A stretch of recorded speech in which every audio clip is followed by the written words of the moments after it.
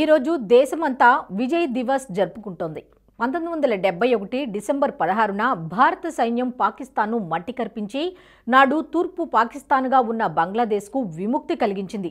అందువల్ల ఈరోజు భారత్తో పాటు బంగ్లాదేశ్కు కూడా ఎంతో ప్రత్యేకమైంది. 1970-71లలో పాకిస్తాన్ జనరల్ యాహ్యా ఖాన్ తూర్పు పాకిస్తాన్పై తన సైనిక పాలనతో సామాన్యులను ఊచకోతకు గురిచేశారు. ఈ నేపథ్యంలో షేక్ ముజిబుర్ రెహమాన్ సామాన్యులను పోరాటం దిశగా ప్రేరేపించేందుకు ముక్తి బాహిని సైన్యాన్ని ఏర్పాటు చేశారు. అలాగే ఈ పోరాటానికి భారత్ నుంచి సహాయం కూడా కోరారు.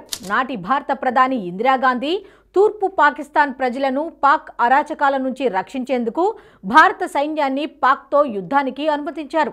దీంతో మన సైన్యం 1971 డిసెంబర్ 4న ఆపరేషన్ ట్రైడెంట్ను ప్రారంభించింది. ఈ యుద్ధంలో భారత సైన్యం పాకిస్తాన్ సైన్యానికి తగిన సమాధానం ఇచ్చింది.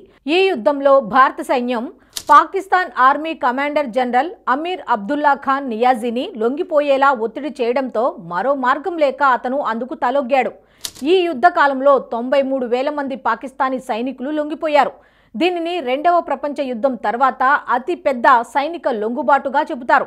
ఫలితంగా దీంతో 1971 డిసెంబర్ 16న బంగ్లాదేశ్ కొత్త దేశంగా ఆవిర్భవించింది. అయితే సరిగ్గా 53 ఏళ్ల తర్వాత అక్కడ పరిస్థితులు పూర్తిగా మారిపోయాయి.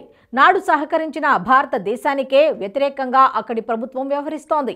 ఏ పాకిస్తాన్తో అయితే యుద్ధం చేశారో అదే దేశంతో ఇప్పుడు జట్టు కట్టి హిందువులను ఊచకోత కోయిస్తోంది.